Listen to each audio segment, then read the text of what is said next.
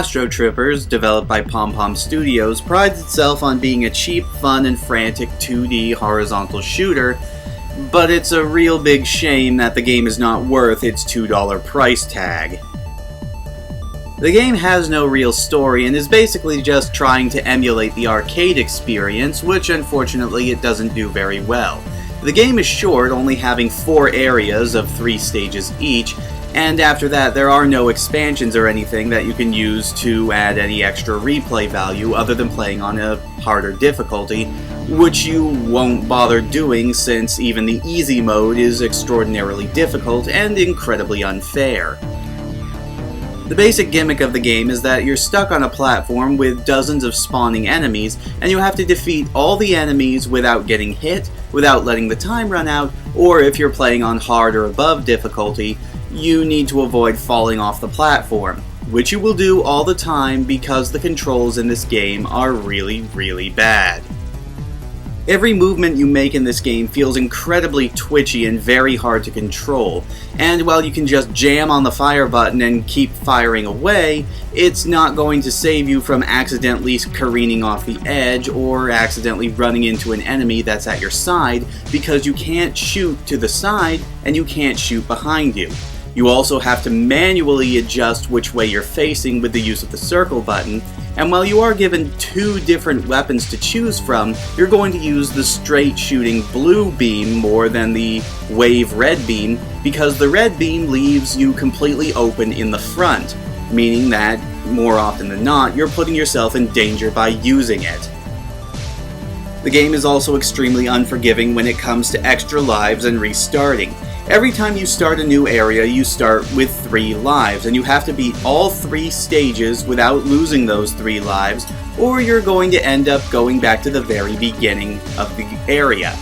Now, this might not seem like a bad compromise, except when you lose a life, you have to start the level that you're on all over again, regardless of how far you got into it.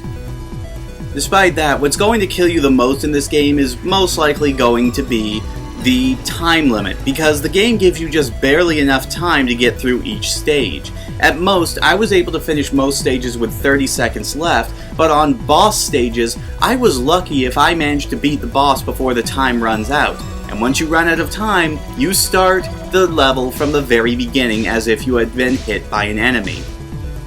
Graphically, the game looks okay, but its aesthetic appearance is also one of its major problems.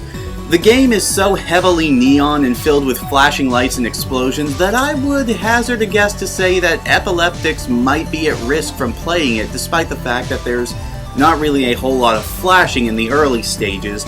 And even worse, because all of the enemies are also just as neon as the backgrounds and the levels themselves, it can be very hard to distinguish what is an enemy and what is just part of the background. More than once, I found myself getting killed by enemy fire because I wasn't sure if it was just part of an after explosion from killing an enemy. In terms of sound and music, the game is also extremely underwhelming. All of the sound effects are very bland, very standard shooter fare, which I'm not sure but might have been ripped from other better shooter games. I really can't tell, and I never really had much incentive to look it up.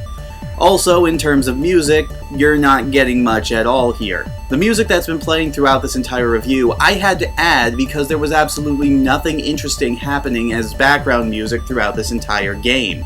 I'm not even sure there was any music, but I couldn't hear because the sound effects themselves were so loud. So the bottom line here is this game is not worth its $2 price tag. You're far better off just getting yourself a soda from a vending machine, that rare magic card off of eBay, or perhaps that NES game from the Goodwill, because you're certainly not going to get your money's worth here. And as a final verdict, this game gets 2 giant scary mechanical spiders out of 10. This has been Goombasob for the Overshield, and I look forward to seeing you all next time.